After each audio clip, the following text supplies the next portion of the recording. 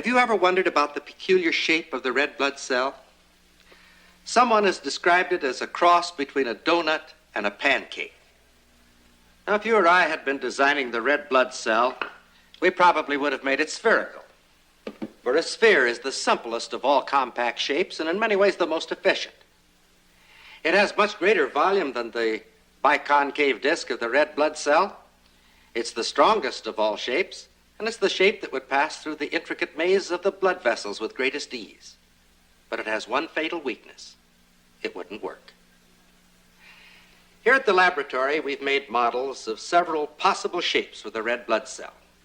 We've cut them so that we can observe their cross-section as they're immersed in a colored liquid, and thus determine the rate at which the liquid is absorbed. With the sphere, absorption is rapid at first, but near the center, the process slows to a snail's pace. It is obvious that a spherical cell would be much too slow for the job. Of course, the most obvious solution would be to flatten the sphere into a disc. And in actual tests, it is clear that this does solve the problem of rapid absorption.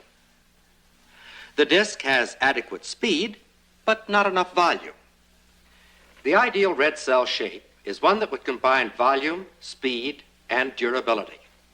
Now, it isn't necessary for us to guess what this ideal shape should be.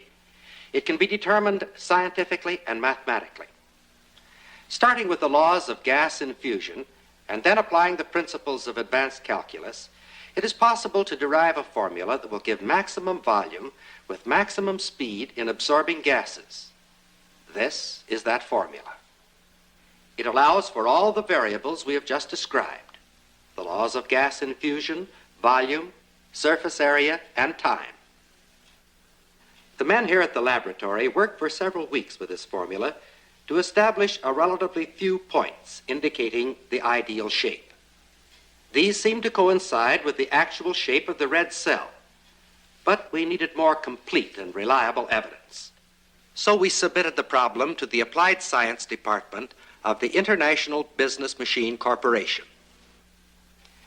Dr. Edgar Smith, IBM mathematician, set up the problem for solution on one of the giant research computers. All that remains is to push the right button, and 10,000 things happen faster than we can describe, and the answer to our problem appears on the oscilloscope screen. This is the cross-sectional shape of the actual red blood cell. And this is a photograph of the shape on the IBM research computer, derived from the formula for an ideal red blood cell. The fact that the red blood cell turns out to be the one perfect ideal shape demands an explanation. And to me, the only adequate explanation is intelligent design. But the question arises, whose intelligence is involved? Well, one thing is certain, it wasn't man's intelligence. We had nothing to do with it. But there it is, the ideal, perfect shape.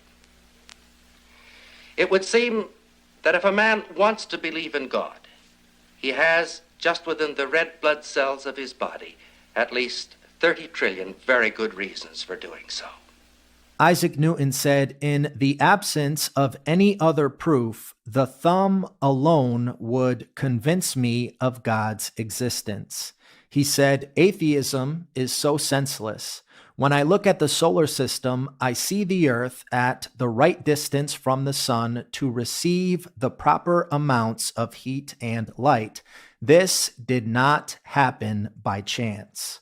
Francis Bacon stated, "A little philosophy inclineth man's mind to atheism, but depth in philosophy bringeth men's minds about to religion." My friend, the fool hath said in his heart, "There is no God."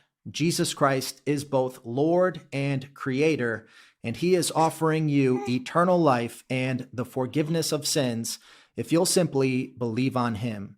If you are not 100% certain that you're going to heaven when you die, I encourage you to watch the video in the description below, The Bible Way to Heaven, and be saved today.